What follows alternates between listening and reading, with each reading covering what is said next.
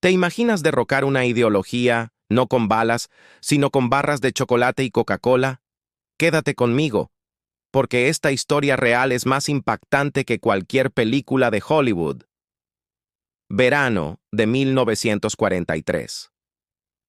Heinrich Müller, un soldado alemán capturado en el norte de África, está en un campo de prisioneros en Trinidad, Colorado. Acaba de terminar su jornada laboral y un guardia estadounidense le entrega su paga.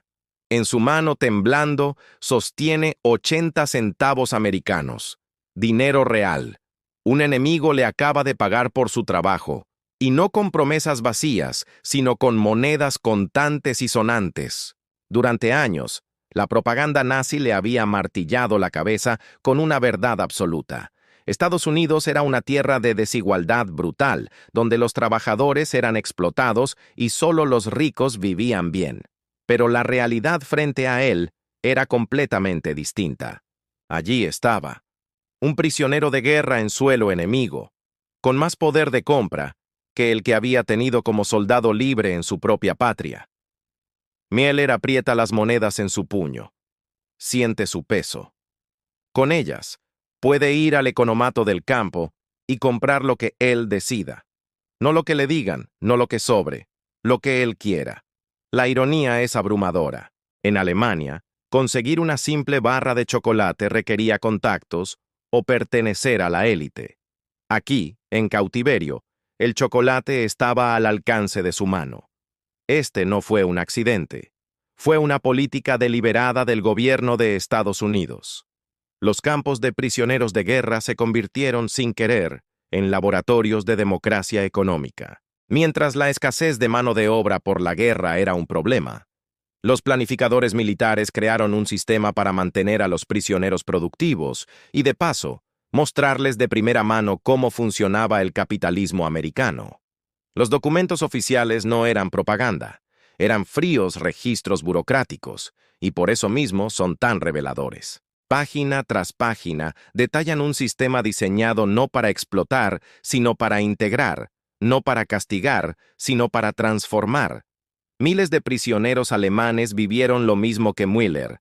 Se les pagaba entre 80 centavos y $1 al día, el mismo salario que un soldado raso estadounidense. De repente, estos hombres, adoctrinados en la superioridad del Reich, estaban participando en una economía de mercado vibrante. En el economato del campo, el shock era aún mayor. Una Coca-Cola, 5 centavos. Una barra de chocolate Hershey, 5 centavos. Un helado, un lujo impensable en la Alemania en guerra, era un postre habitual. Cada compra era una lección.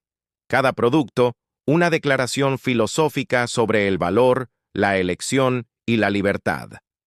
Un exoficial del Afrika Korps recordaría décadas más tarde: llegamos a América creyendo en la superioridad alemana. Nos fuimos entendiendo que la verdadera fuerza viene de la capacidad de crear abundancia para todos, incluso para tus enemigos. El impacto fue tan profundo que los historiadores lo llaman una revolución silenciosa. La abundancia de comida y bienes de consumo logró lo que ningún programa de reeducación formal podría haber conseguido. Como dijo un veterano, probar su primera Coca-Cola fue como beber el futuro. Fue una revelación que cambió su percepción del mundo. Un refresco de 5 centavos enseñó más que 1000 discursos de propaganda. Cuando estos hombres regresaron a Alemania tras la guerra, no solo llevaban sus maletas, llevaban consigo una nueva visión del mundo.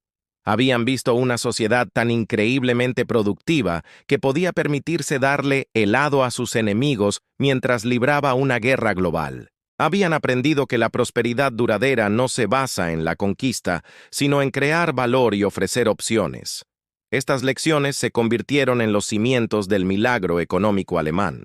Los mismos hombres que se maravillaron con la eficiencia de las granjas americanas y las fábricas que visitaron como trabajadores, aplicaron esos conocimientos para reconstruir su nación devastada. Entendieron que la producción en masa podía hacer asequibles los lujos y que la abundancia creaba estabilidad política.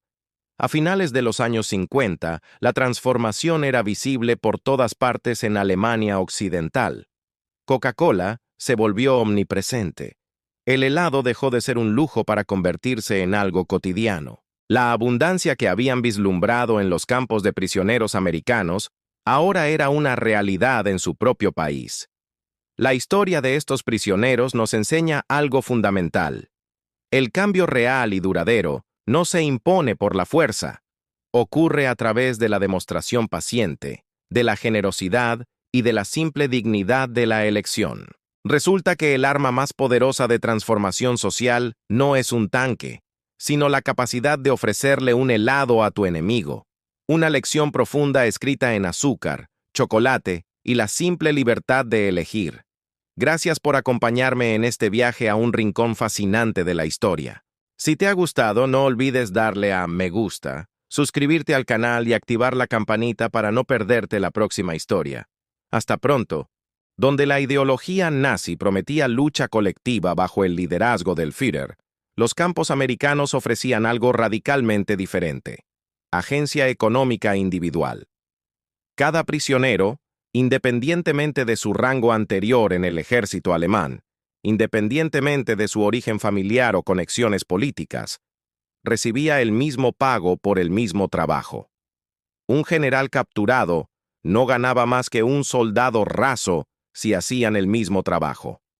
Un miembro del partido nazi no recibía privilegios especiales.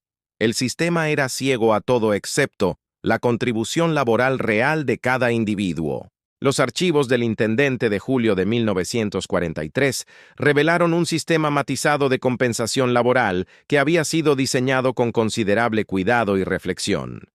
Los prisioneros recibían 80 centavos diarios por asignaciones de trabajo estándar, una cifra que aumentaría a $1 completo para finales de 1943, a medida que la demanda de mano de obra aumentaba y el sistema demostraba su efectividad.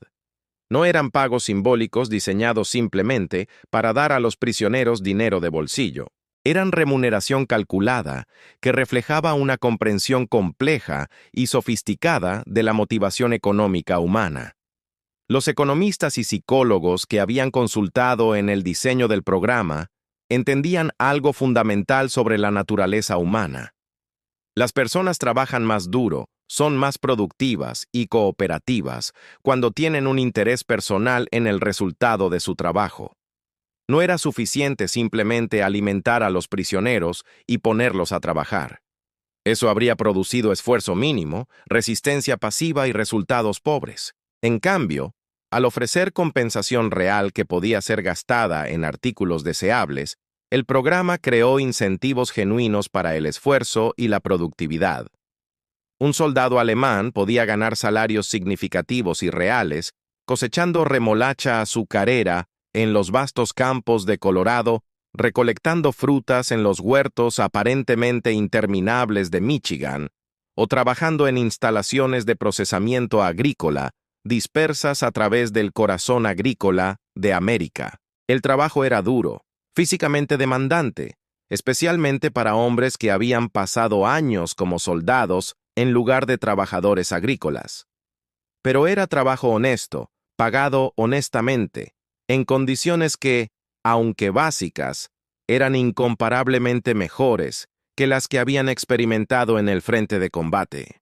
Las matemáticas de este encuentro económico estaban escritas en incrementos precisos que cualquier prisionero podía calcular fácilmente. Un prisionero trabajando una semana completa de 7 días podía acumular 5.60 con la tarifa de 80 centavos, una suma que aumentaría a $7 completos cuando el pago subió a $1 diario. Para fin de año, asumiendo trabajo constante y sin gastos, un prisionero podría teóricamente acumular más de $300, aunque por supuesto la mayoría gastaba al menos algo de sus ganancias regularmente. No eran cantidades insignificantes, especialmente cuando se contrastaban dramáticamente con las realidades económicas de la Alemania nazi en tiempos de guerra. Mientras los civiles alemanes sobrevivían con recursos estrictamente racionados, donde obtener productos básicos requería cupones cuidadosamente guardados y a menudo conexiones especiales, los campos de prisioneros americanos ofrecían oportunidades económicas que parecían violar cada principio de escasez en tiempos de guerra que los prisioneros habían sido entrenados para esperar. En Alemania, la economía de guerra había reducido todo a lo esencial. Los lujos habían desaparecido primero, luego las comodidades y finalmente incluso las necesidades básicas se habían vuelto inciertas. Las familias esperaban en largas filas por pan negro pesado. La carne era rara. El azúcar era un recuerdo distante para la mayoría. El café real había sido reemplazado por sustitutos desagradables hechos de granos tostados o raíces. Y esto era en las ciudades que no habían sido bombardeadas, en las regiones que no habían visto combate directo. Y sin embargo aquí, en un campo de prisioneros en el corazón de América, los enemigos capturados podían ganar dinero real y gastarlo en artículos que los civiles alemanes solo podían soñar. La disonancia cognitiva era casi insoportable. Todo lo que les habían enseñado, todo lo que habían creído, todo lo que habían luchado por preservar, de repente parecía cuestionable. Los economatos del campo se convirtieron en teatros de descubrimiento económico, escenarios donde las teorías abstractas de sistemas económicos competidores se volvieron tangibles y concretas. Los prisioneros podían comprar artículos que representaban mucho más que simples mercancías o satisfacción de deseos personales. Eran evidencia tangible, indiscutible e imposible de ignorar de un sistema económico fundamentalmente diferente que funcionaba según principios radicalmente opuestos a todo lo que habían aprendido. Una barra de chocolate Hershey costaba 5 centavos, un níquel americano simple. Una Coca-Cola, esa bebida icónica americana que había sido demonizada en la propaganda alemana como símbolo de decadencia capitalista, costaba exactamente lo mismo, 5 centavos. Con el salario de un solo día de trabajo, 80 centavos, un prisionero podía comprar 16 de estos artículos, 16 barras de chocolate, 16 Coca-Colas, o cualquier combinación que deseara. En Alemania, obtener una sola barra de chocolate antes de la guerra había sido un regalo especial. Durante la guerra, había sido prácticamente imposible para personas comunes. El chocolate era un lujo reservado para los bien conectados, para los miembros del partido con acceso a tiendas especiales, para aquellos con conexiones en el mercado negro dispuestos a arriesgar castigos severos. Y aquí, un prisionero de guerra podía comprar casualmente 16 barras con un día de trabajo. La estandarización de todo esto asombró especialmente a los prisioneros de mentalidad técnica, aquellos que habían sido ingenieros, técnicos o trabajadores calificados en la vida civil. No eran artículos de lujo hechos a mano, reservados para la élite, cada uno único y costoso. Eran bienes de consumo estándar, producidos en masa con precisión industrial, accesibles para cualquiera con 5 o 10 centavos en su bolsillo. La misma barra Hershey en el economato del campo en Colorado era idéntica a la vendida en una tienda en Nueva York, en Los Ángeles, en cualquier pequeño pueblo de América. Esta estandarización representaba algo profundo sobre la sociedad industrial americana que los prisioneros estaban comenzando a comprender. En Alemania, la producción industrial había sido dirigida principalmente hacia objetivos militares. Las fábricas producían tanques, aviones, armas, municiones. Los bienes de consumo eran secundarios, a menudo producidos con estándares inconsistentes de materiales inferiores. La idea de aplicar precisión industrial y producción en masa a algo tan aparentemente trivial como una barra de dulce habría parecido un desperdicio de recursos valiosos. Pero América había hecho exactamente eso, y a una escala que desafiaba la comprensión. Las instalaciones de fabricación de Hershey podían producir millones de barras de chocolate idénticas.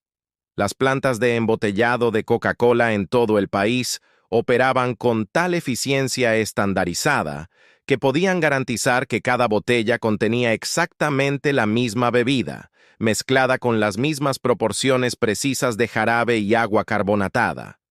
Y podían hacer esto mientras simultáneamente producían tanques, aviones y barcos en cantidades que eclipsaban la producción industrial alemana. Cada compra en el economato del campo representaba una deconstrucción de la propaganda económica nazi. Un trabajador de fábrica y un presidente de banco hipotético podían pararse lado a lado en el economato del campo, comprando artículos idénticos a precios idénticos.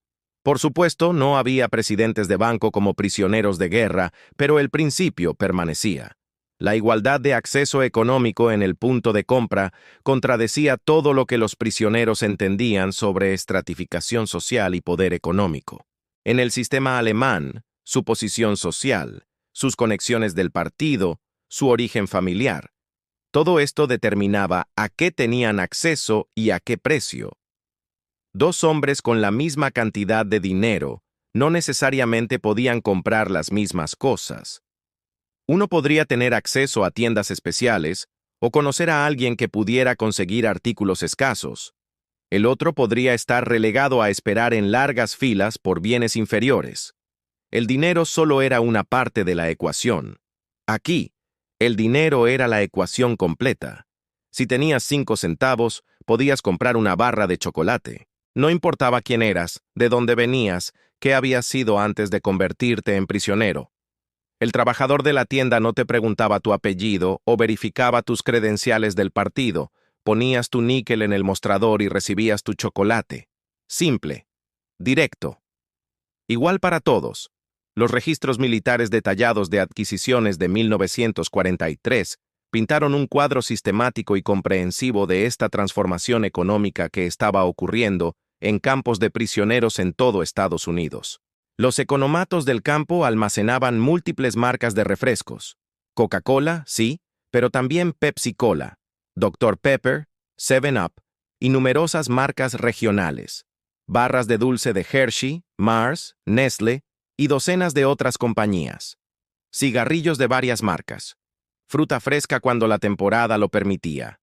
Bocadillos, chicle, revistas, artículos de tocador. La variedad misma demostraba una abundancia de mercado que era completamente imposible bajo el control económico alemán centralizado. En Alemania, las decisiones de producción eran tomadas por planificadores centrales que determinaban qué fábricas producirían qué productos en qué cantidades. La competencia entre compañías era vista como desperdicio ineficiente. ¿Por qué tener 5 compañías haciendo barras de chocolate cuando una sola compañía controlada por el Estado podría producir una barra estandarizada? El resultado de ese pensamiento era escasez, baja calidad y falta de elección. La realidad americana era exactamente lo opuesto.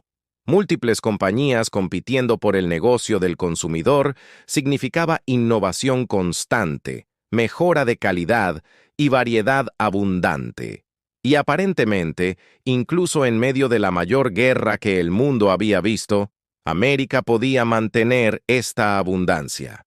Las plantas embotelladoras operaban con eficiencia estandarizada, que era en sí misma una maravilla de organización industrial, produciendo millones de botellas anualmente. Las redes de distribución alcanzaban cada pueblo pequeño, cada comunidad rural, cada campo militar y sí, cada campo de prisioneros de guerra. Los camiones de entrega operaban en horarios regulares. Los inventarios eran cuidadosamente administrados. Los productos nunca parecían agotarse. Para prisioneros que habían experimentado las constantes escaseces de la economía de guerra alemana, esta abundancia confiable era casi inquietante. Esperaban que las cosas se agotaran. Esperaban largas esperas. Esperaban decepciones. En cambio, semana tras semana, el economato del campo estaba abastecido con los mismos productos, disponibles a los mismos precios, accesibles para cualquiera con dinero para pagar. Los prisioneros que trabajaban fuera de los límites del campo bajo supervisión presenciaron la capacidad agrícola e industrial americana de primera mano, y lo que vieron desafió sus suposiciones más fundamentales sobre productividad económica y poder industrial. En los campos de remolacha azucarera de Colorado y Nebraska, granjas individuales producían más producción agrícola que regiones alemanas enteras. No estamos hablando de pequeñas diferencias marginales. Estamos hablando de órdenes de magnitud de diferencia en productividad y producción. La mecanización era parte de la historia. Los tractores americanos eran más grandes, más potentes, más confiables que sus contrapartes europeas. Pero más allá de las máquinas estaba toda una filosofía diferente de organización agrícola. Las granjas americanas operaban como negocios eficientes, enfocados en maximizar producción por acre y por hora de trabajo. Los fertilizantes eran aplicados científicamente. Las variedades de cultivos eran seleccionadas por rendimiento. Los métodos de riego eran optimizados. El resultado era productividad que parecía casi mágica a ojos europeos. Un prisionero trabajando en los campos veía crecer más comida en una sola granja americana que lo que alimentaría a un pueblo alemán completo durante un año. Y esto era solo una granja. Se extendían en todas direcciones, cada una igualmente productiva, cada una contribuyendo a un sistema agrícola que aparentemente podía alimentar no solo a la población americana, sino también enviar vastas cantidades de comida para apoyar a los aliados de América en todo el mundo.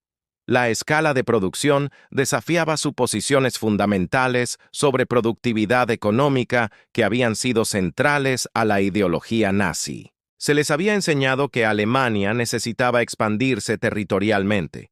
Necesitaba conquistar tierras agrícolas en el este. Necesitaba esclavizar poblaciones para trabajar esas tierras, todo para asegurar suficiente comida para el pueblo alemán. La idea completa de Lebensraum, espacio vital, se basaba en la suposición de que la productividad agrícola era fija y limitada. Español. Pero América estaba demostrando que esa suposición era completamente falsa. No se necesitaba conquistar tierras vastas.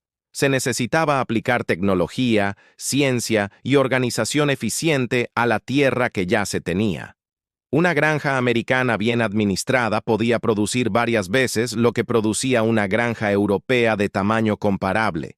Y América tenía millones de tales granjas, trabajadas no por esclavos, sino por agricultores independientes, motivados por ganancias personales. Un prisionero recolectando cerezas en un huerto de Michigan observaría toneladas de fruta siendo procesadas con control de calidad tan estricto que el 15% del producto perfectamente comestible podría ser rechazado por imperfecciones menores.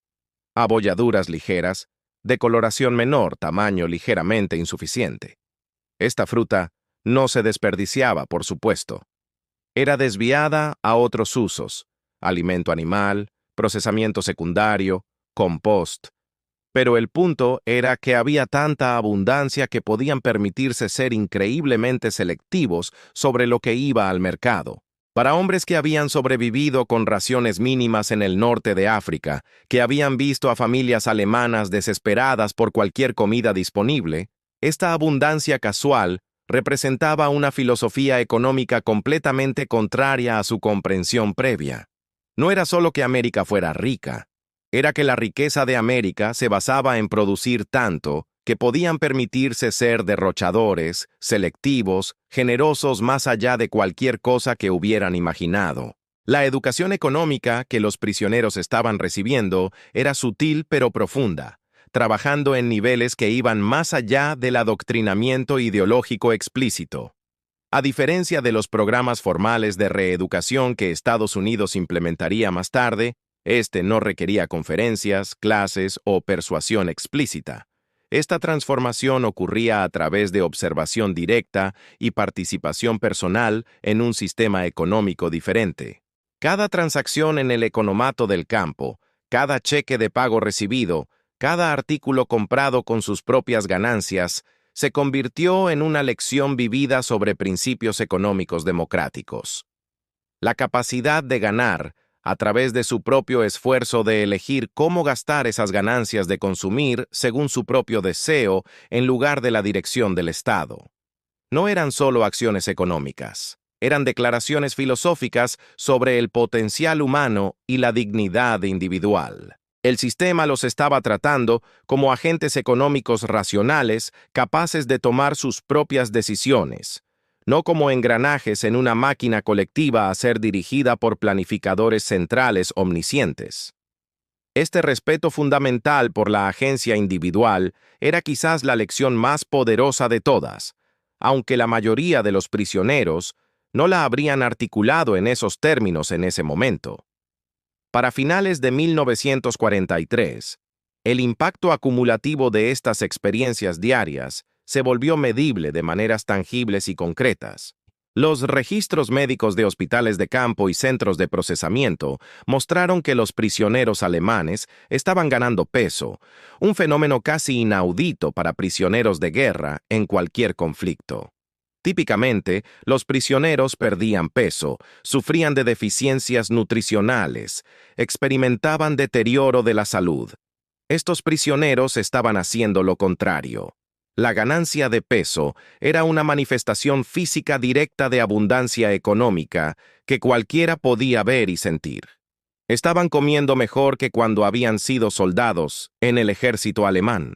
Estaban comiendo mejor que cuando habían sido civiles en Alemania antes de la guerra. Muchos estaban comiendo mejor que nunca en sus vidas, habiendo crecido en la Alemania económicamente deprimida de los años 20 y 30. Las raciones del campo eran adecuadas por sí mismas, cumpliendo los estándares internacionales para prisioneros de guerra.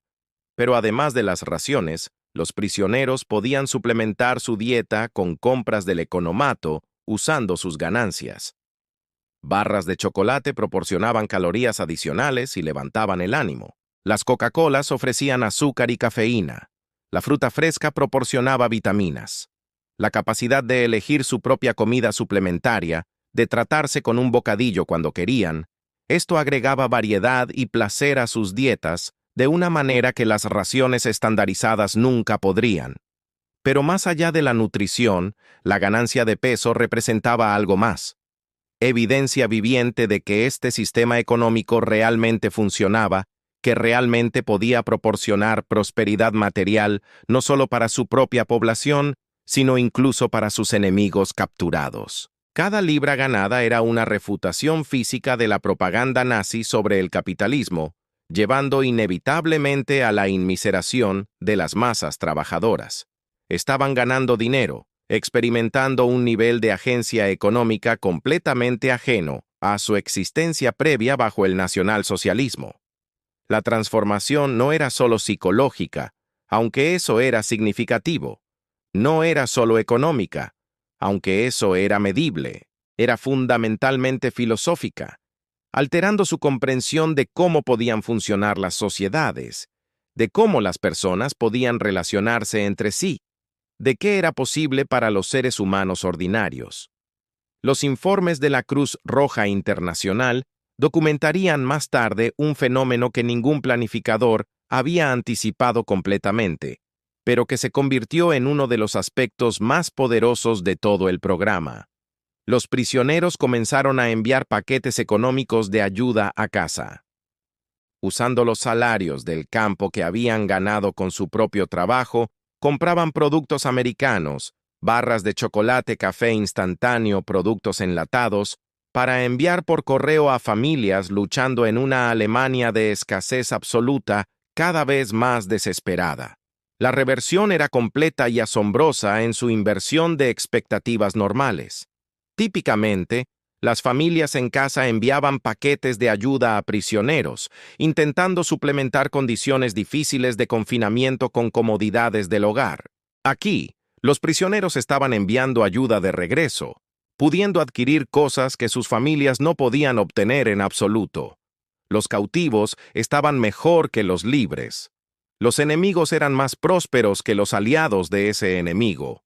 Los 80 centavos de Heinrich Müller eran mucho más que un simple pago por trabajo rendido. Eran más que moneda, más que poder adquisitivo, más que compensación económica. Eran una llave que abría un mundo completamente nuevo de posibilidad y comprensión. Eran evidencia tangible de que todo lo que le habían enseñado sobre sistemas económicos era en el mejor caso incompleto y en el peor caso completamente falso. Cada moneda que sostenía representaba una grieta en el edificio aparentemente impenetrable de la ideología económica nazi. Una promesa de transformación personal y social escrita en el lenguaje más fundamental de todos. Dinero que realmente podía comprar cosas que realmente querías. Una promesa realizada en el lugar más inesperado que cualquiera podría haber imaginado. Un campo de prisioneros de guerra americano ubicado en medio de las montañas majestuosas de Colorado, donde el aire limpio de la montaña llevaba la fragancia de pinos y la posibilidad de transformación. Otoño de 1943. La maquinaria compleja de la integración económica. El otoño de 1943 llegó a Colorado con la espectacularidad característica de las montañas rocosas. Los álamos temblones se volvieron dorados, las temperaturas cayeron y las noches se volvieron frías y cristalinas. Pero para los prisioneros de guerra alemanes en campos dispersos por todo Estados Unidos, esta transformación estacional palideció en comparación con el cambio más profundo que estaban experimentando. Descubrieron que el trabajo en América no era el castigo que habían sido entrenados para esperar, sino un sistema intrincado y cuidadosamente construido de integración económica que desafiaba cada principio de su comprensión previa del mundo. El programa de asignación laboral del Departamento de Guerra de Estados Unidos emergió a través del otoño de 1943 como una maquinaria compleja de recalibración económica y psicológica, transformando sistemáticamente a los prisioneros de adversarios militares, derrotados en participantes económicos activos. No fue un proceso accidental o improvisado. Fue el resultado de una planificación cuidadosa, debates políticos, consideraciones legales bajo la Convención de Ginebra y experimentación práctica de lo que funcionaba mejor en el terreno. Los registros extensos de adquisiciones militares preservados en los archivos de la oficina del Preboste Marshal General revelaron un enfoque metódico y sistemático hacia el trabajo de prisioneros que no era nada menos que revolucionario en su alcance e implicaciones. Para octubre de 1943, aproximadamente 100.000 prisioneros de guerra alemanes trabajaban activamente a través de diversos sectores económicos de la economía americana, una cifra que seguiría creciendo dramáticamente a medida que más prisioneros llegaban de los teatros europeos y norteafricanos. Su trabajo abordaba una escasez crítica de mano de obra en tiempos de guerra, que amenazaba con socavar el esfuerzo de guerra americano. Con millones de hombres americanos en uniforme sirviendo en el extranjero, y con la producción industrial y agrícola acelerada a niveles sin precedentes para apoyar no solo el esfuerzo de guerra americano, sino también a los numerosos aliados de América, la economía enfrentaba desafíos significativos de mano de obra. Las mujeres habían ingresado a la fuerza laboral en números récord, tomando trabajos tradicionalmente ocupados por hombres, pero incluso eso no era suficiente para llenar todas las brechas. Los prisioneros de guerra representaban una fuente de mano de obra que de otro modo estaría ociosa. Tenían que ser alojados, alimentados y vigilados de todos modos bajo las obligaciones de la Convención de Ginebra. ¿Por qué no ponerlos a trabajar productivamente, beneficiando la economía americana, mientras simultáneamente les daban algo que hacer más allá de languidecer en el aburrimiento? Pero el programa se convirtió en mucho más que solo un plan pragmático de utilización de mano de obra. Se convirtió, ya sea intencionalmente o no, en un experimento social sin precedentes en transformación ideológica a través de participación económica. Los campos agrícolas en Michigan, California, Texas, Nebraska, Colorado y docenas de otros estados se convirtieron en aulas de revelación económica, donde prisioneros con experiencia principalmente militar o urbana se encontraban trabajando tierra que producía más comida de la que habían imaginado posible. Los prisioneros recolectando cerezas en los extensos huertos de Michigan o cosechando remolacha azucarera en los vastos campos de Nebraska, presenciaron directamente una mecanización agrícola y eficiencia organizacional que excedía sus sueños industriales más ambiciosos. Los sectores económicos que absorbían el trabajo de prisioneros se leían como un catálogo industrial comprensivo de la economía americana en tiempos de guerra. El procesamiento agrícola dominaba absolutamente con prisioneros, trabajando en conserveras de frutas que procesaban toneladas de productos diariamente, campos de remolacha azucarera, donde el cultivo alimentaba el insaciable apetito americano por azúcar, y operaciones de huertos que producían manzanas, cerezas, duraznos y numerosas otras frutas en cantidades que parecían imposibles. Las instalaciones manufactureras utilizaban trabajo de prisioneros para tareas no sensibles, cuidadosamente evitando cualquier cosa que pudiera contribuir directamente al esfuerzo de guerra, como requerido por la Convención de Ginebra, pero todavía encontrando numerosos usos para su trabajo. El procesamiento de alimentos desde molinos de harina hasta plantas de empaque de carne. Apoyo industrial básico como carga y descarga, limpieza y mantenimiento. Trabajo en aserraderos que procesaban la madera que construía viviendas, embalajes y miles de otros usos. Los registros detallados y meticulosos de la oficina del preboste Marshal General mostraban prisioneros trabajando en molinos textiles produciendo ropa y otros bienes de tela, en aserraderos cortando madera de los vastos bosques americanos, en plantas de procesamiento de alimentos convirtiendo productos agrícolas crudos en productos almacenables y distribuibles.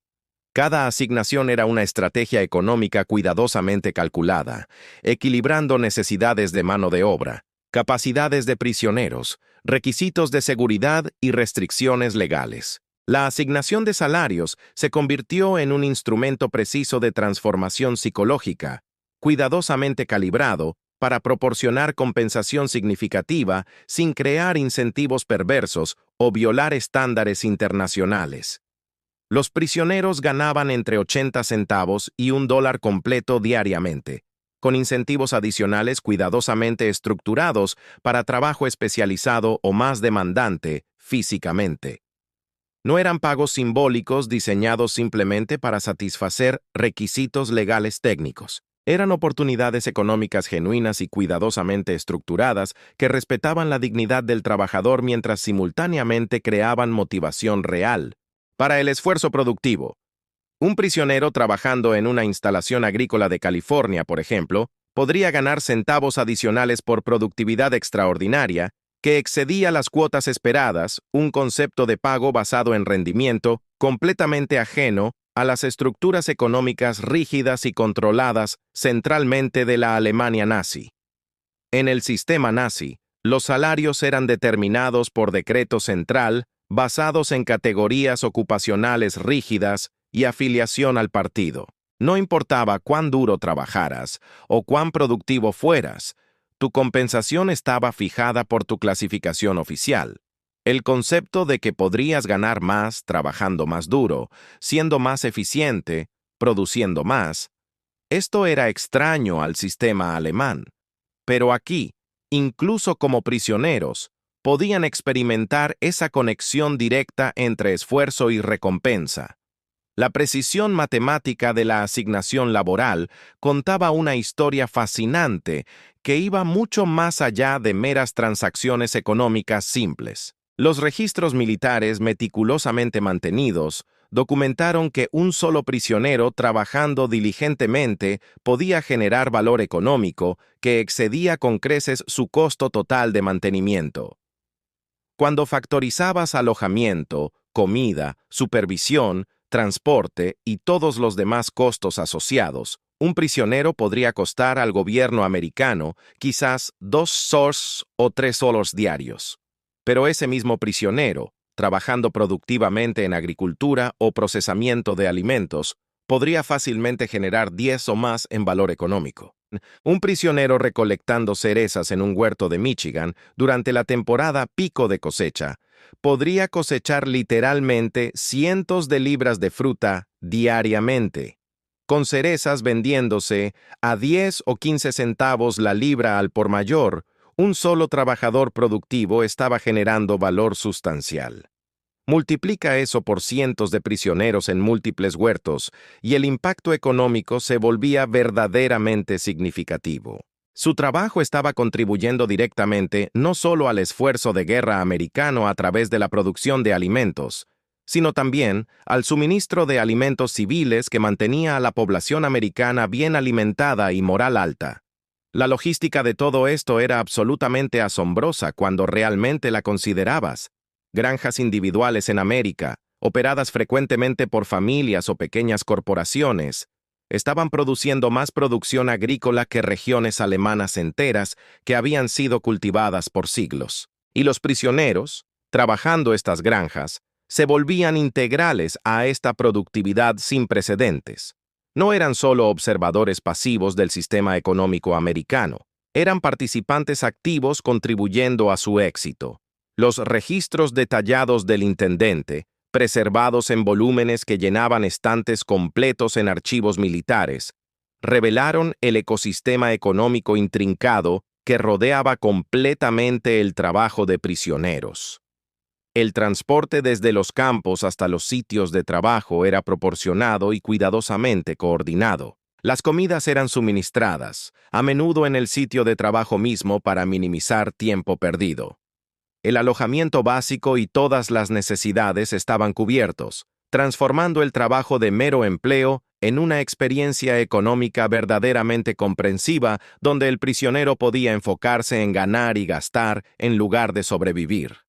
Los prisioneros recibían 3 comidas sustanciales diariamente, comidas que a menudo eran de significativamente mayor calidad nutricional y variedad que lo que habían experimentado como soldados sirviendo en el ejército alemán.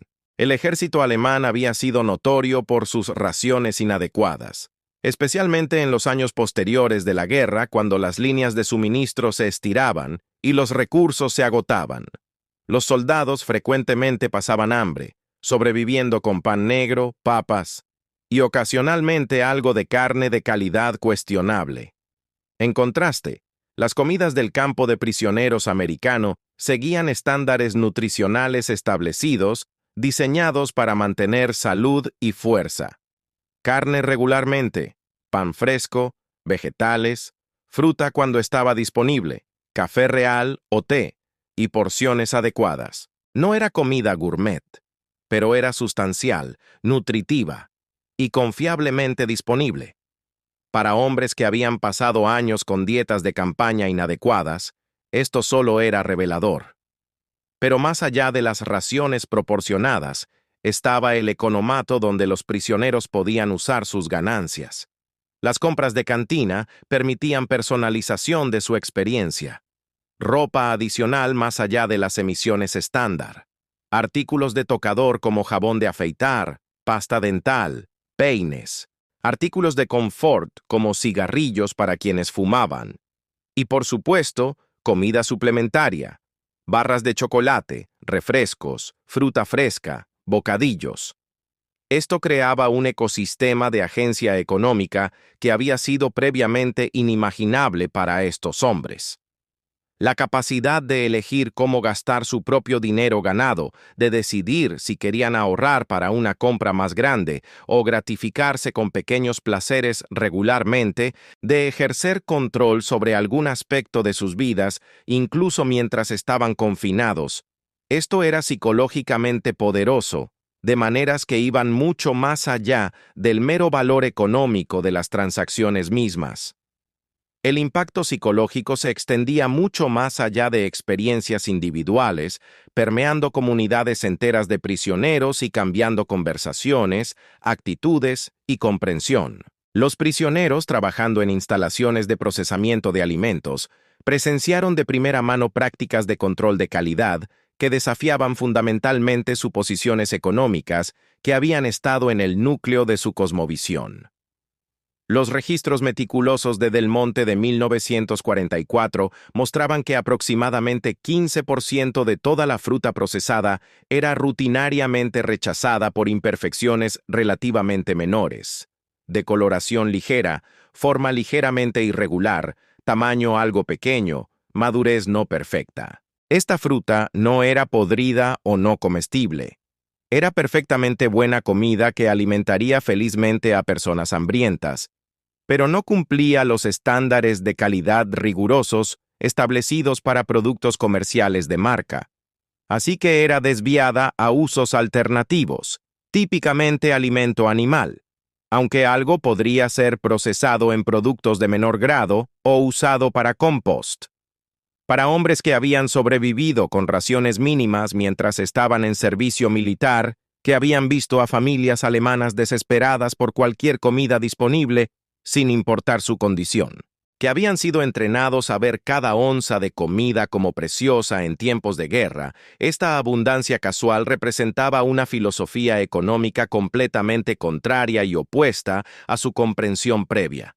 Representaba una sociedad tan productiva, tan eficiente en crear comida, que podía permitirse ser increíblemente selectiva sobre estándares de calidad.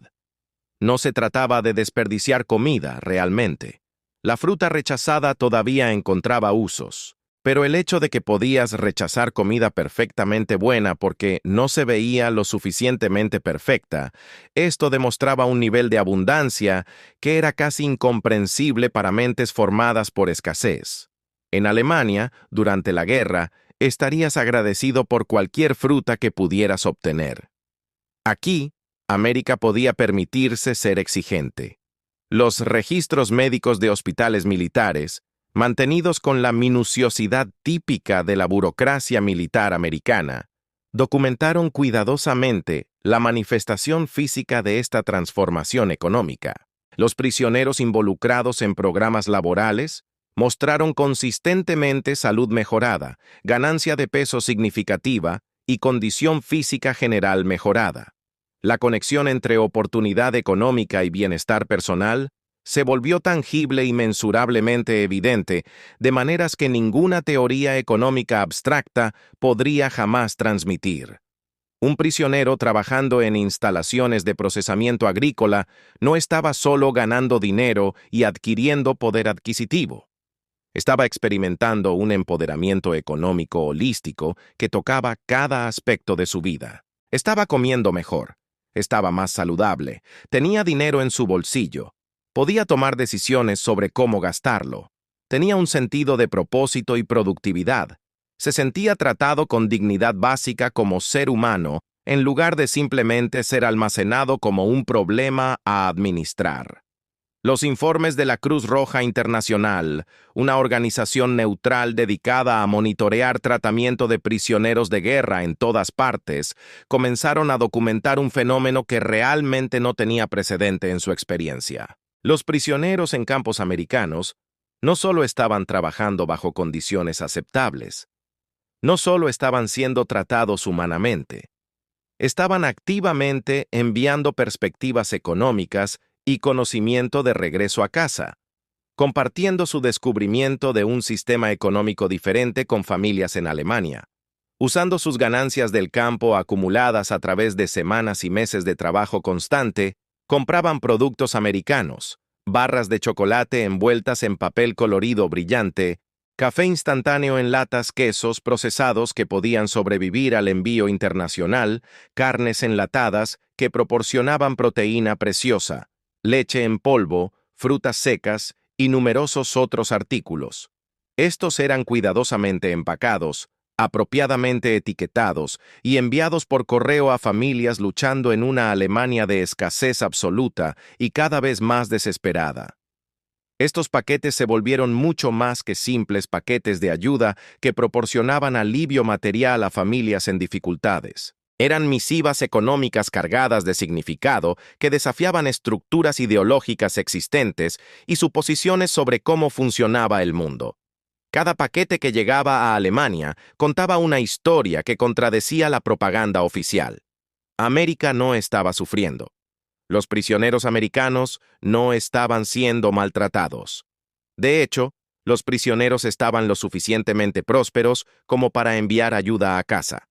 La sofisticación psicológica del programa laboral completo se volvió cada vez más evidente en su implementación matizada a través del otoño e invierno. Los prisioneros no eran tratados como trabajadores forzados sin rostro para ser explotados sin piedad por máxima extracción de valor. Eran tratados como participantes económicos cuyas habilidades, capacidades e intereses importaban.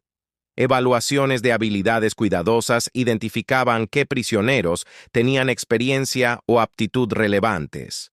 Un exmecánico podría ser asignado a tareas de mantenimiento donde su experiencia era valiosa. Un trabajador agrícola con experiencia de cultivo podría ir a operaciones de cultivo donde podría ser inmediatamente productivo. Alguien con habilidades de oficina podría ayudar con papeleo y registro.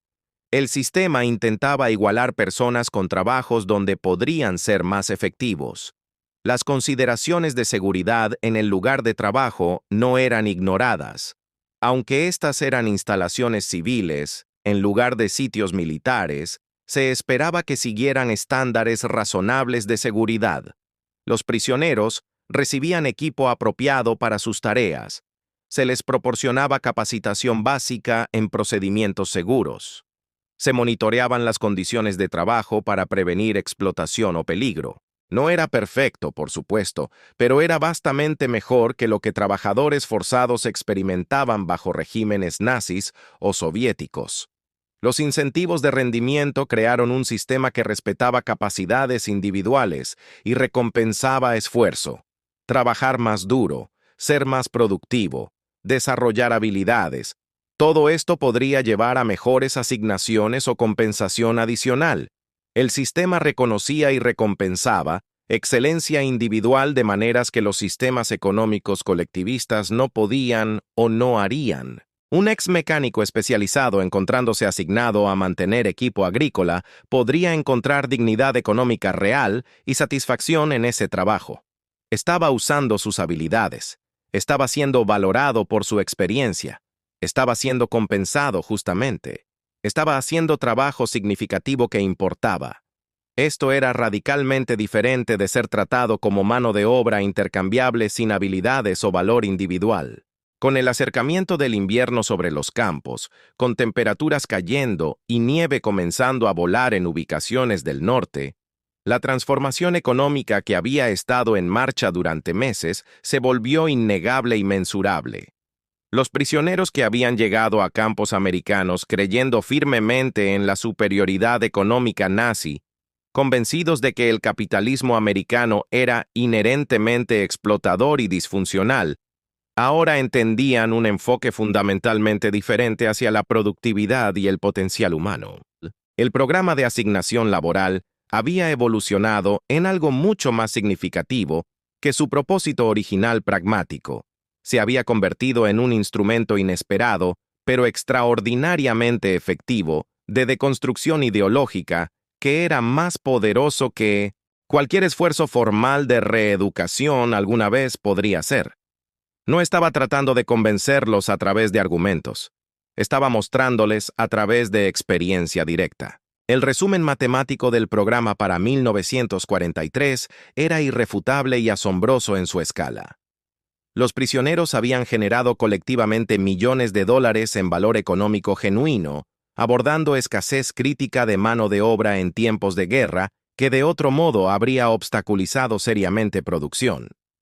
Y simultáneamente, habían experimentado un nivel de agencia económica y dignidad personal que remodelaría fundamentalmente su comprensión del potencial social y posibilidad humana. Cada cheque de pago recibido en manos callosas, cada asignación laboral que proporcionaba propósito y productividad, cada compra de cantina donde el dinero ganado se convertía en satisfacción elegida, todo esto se convirtió en una revolución silenciosa.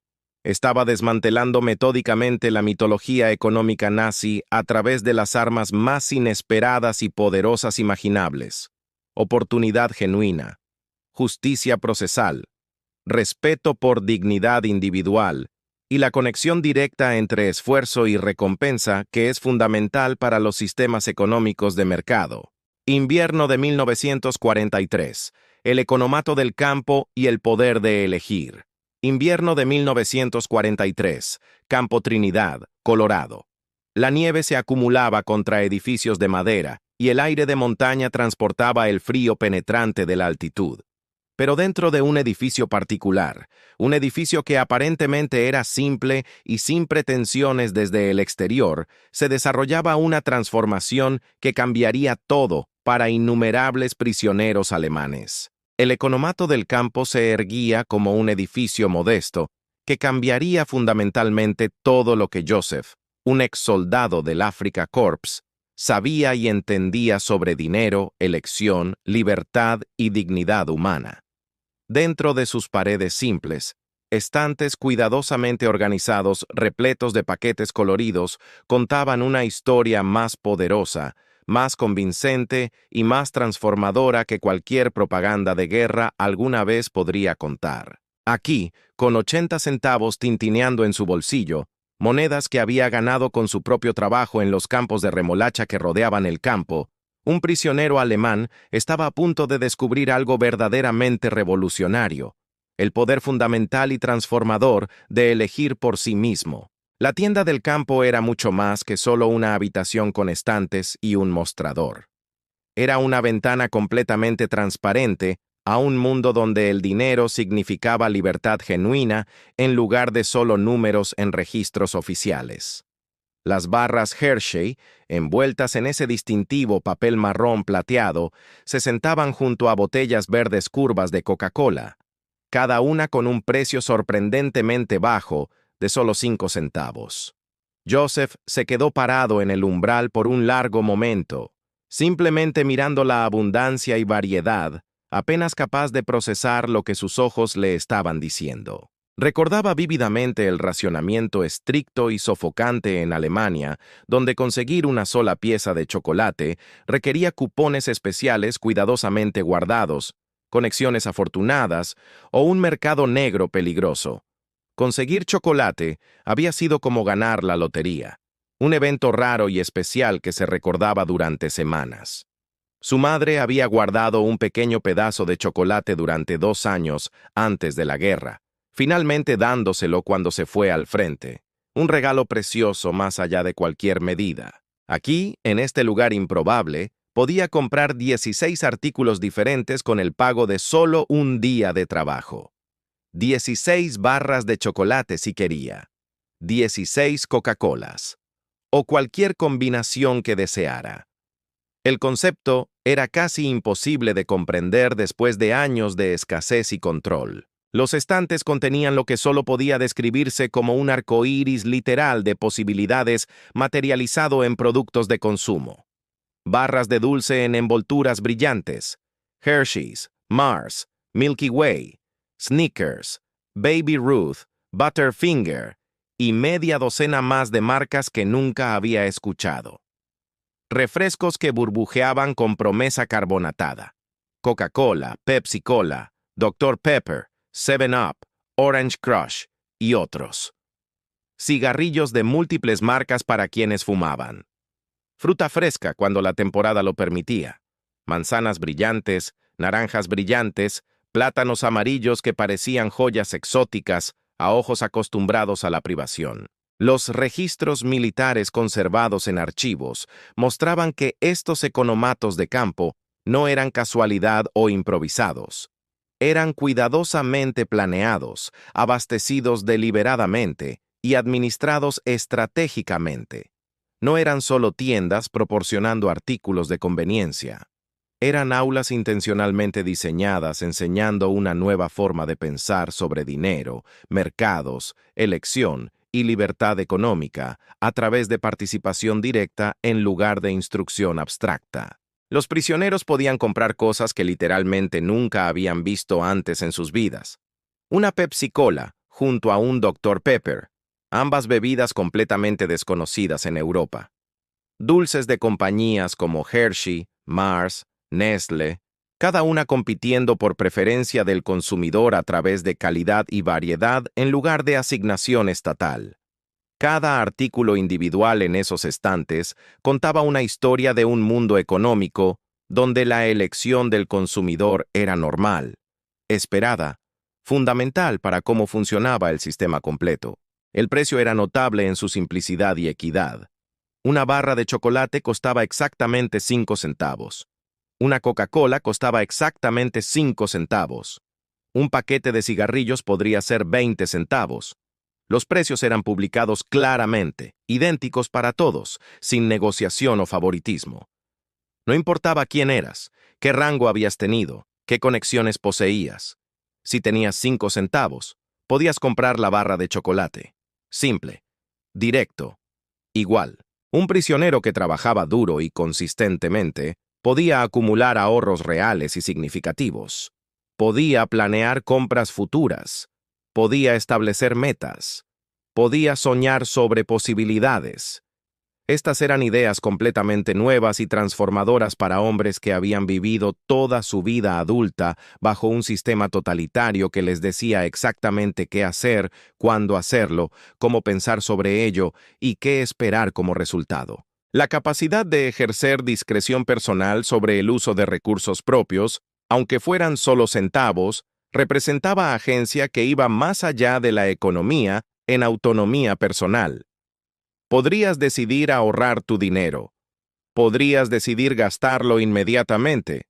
Podrías decidir comprar muchas de una cosa o probar varias cosas diferentes. La elección era tuya y solo tuya, sin comité aprobándola, sin oficial revisándola, sin partido juzgándola. Algunos prisioneros comenzaron a trabajar horas extras voluntariamente cuando estaba disponible para ahorrar más dinero. Desarrollaron estrategias de ahorro. Aprendían sobre retrasar gratificación para compras más grandes. Aprendían sobre presupuestar asignando fondos a diferentes propósitos. Aprendían sobre valor comparando precios y calidad entre opciones. Todas estas eran habilidades económicas fundamentales en sociedades de mercado, pero completamente ajenas a economías de comando centralizadas. Un prisionero podría trabajar en los campos todo el día bajo el sol o en viento frío, luego regresar al campo con planes cuidadosamente considerados para visitar el economato. Tal vez quería comprar un regalo extra esta semana. Tal vez estaba ahorrando para algo más sustancial. Tal vez simplemente quería tratarse con una Coca-Cola fría después de un día caluroso de trabajo. La decisión, la elección, la autonomía, todo esto era completamente suyo para ejercer. El sistema americano que encontraban aquí era fundamentalmente diferente de todo lo que conocían de Alemania. En la Alemania nazi, solo ciertas personas privilegiadas podían comprar cosas bonitas. Tu posición en la jerarquía del partido, tu ocupación, tu utilidad para el Estado, todo determinaba tu acceso a bienes más allá de raciones básicas. Dos personas con el mismo dinero no necesariamente podían comprar las mismas cosas. Aquí, un trabajador común y un oficial de alto rango hipotético podían literalmente pararse lado a lado en el economato del campo. Podían comprar exactamente la misma barra de dulce. Podían pagar exactamente el mismo precio. Ambos serían servidos con la misma cortesía básica. No había fila especial para élites. No había productos reservados para rangos superiores. El dinero funcionaba democráticamente. Esto era simultáneamente extraño y maravilloso para los prisioneros alemanes. Extraño porque contradecía todo sobre la organización social jerárquica que habían conocido. Maravilloso porque significaba que incluso ellos, prisioneros en el escalón más bajo posible de esta sociedad, podían acceder a las mismas cosas que personas libres. Los informes de la Cruz Roja Internacional, organización que monitoreaba tratamiento de prisioneros en todo el mundo, documentaron algo que encontraron verdaderamente asombroso. Los prisioneros en campos americanos comenzaron a enviar paquetes a casa a familias en Alemania usando dinero que habían ganado ellos mismos. Usaban sus propias ganancias de trabajo para comprar comida americana, barras de chocolate, café real, productos enlatados de calidad, y enviarlos por correo internacional a familias luchando bajo bombardeo y escasez. Estos paquetes eran mucho más que solo comida proporcionando nutrición necesitada. Eran mensajes de esperanza tangibles. Eran evidencia física de que otro mundo era realmente posible. Eran demostraciones de un sistema económico que funcionaba tan bien que incluso prisioneros enemigos podían prosperar lo suficiente como para ayudar a familias en casa. Mostraban a familias recibiendo que las historias sobre abundancia americana No eran propaganda, sino realidad verificable. Imagina ser un niño en Stuttgart hambriento, cansado, asustado por bombardeos, viviendo con raciones inadecuadas. Tu padre ha estado capturado en América por más de un año. Entonces llega un paquete de él. Contiene no solo una carta, sino chocolate real, café real, alimentos enlatados reales. Tu padre, un prisionero, te está enviando comida que no puedes obtener en tu propia ciudad libre.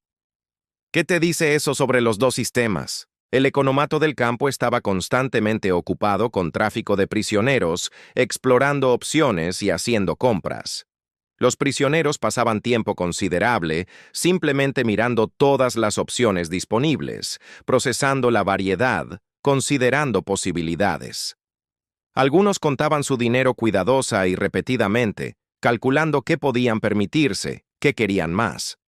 Algunos preguntaban a trabajadores de tienda sobre diferentes artículos, queriendo entender diferencias entre marcas o productos. Los trabajadores de tienda, típicamente prisioneros mismos bajo supervisión americana, eran consistentemente amables y serviciales. Explicaban productos con paciencia. Ayudaban a prisioneros a entender cómo funcionaba el sistema de compra. Respondían preguntas sin condescendencia. Trataban a cada cliente con respeto básico independientemente de rango anterior o circunstancia actual. Este trato igualitario era en sí mismo educativo. Los registros médicos de instalaciones de campo documentaron algo notable e inesperado. Los prisioneros que tenían acceso a economatos, donde podían ejercer elección sobre compras, se volvían mensurablemente más felices según evaluaciones psicológicas. Mostraban menos depresión, menos ansiedad, mejor moral general. Ganaban peso saludablemente. Se veían físicamente más saludables en exámenes. Tener opciones reales, poder ejercer elección personal, esto hacía una diferencia profunda y medible en bienestar psicológico. No se trataba solo de la comida o productos mismos. Se trataba del acto de elegir, la experiencia de agencia, el respeto implícito por autonomía individual que el sistema demostraba. Se trataba de sentirse como una persona que importaba, cuyas preferencias tenían peso, que tenía dignidad incluso en confinamiento. Para el final del invierno, mientras la nieve comenzaba a derretirse y los primeros signos de primavera emergían en las montañas, algo fundamental había cambiado en muchos prisioneros. Entendían ahora más que solo mecánicas de cómo gastar dinero. Habían aprendido sobre un sistema donde todos podían tener una oportunidad real, donde el trabajo duro significaba algo tangible y recompensador, donde una persona podía elegir su propio camino dentro de límites razonables. Joseph nunca olvidaría su primera compra en el economato del campo, una simple barra Hershey. El chocolate era dulce, sí, cremoso y delicioso. La envoltura era brillante y,